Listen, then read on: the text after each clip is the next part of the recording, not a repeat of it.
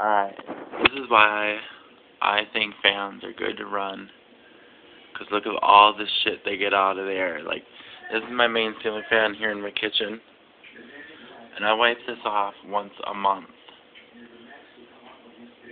Right now I have it going in the clockwise position because it's cooler out. That's what I have most of them in. And this is just on the blade for running only about a month.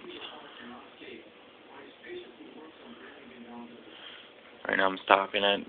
I never ever shut it off. And I'm going to clean the blades.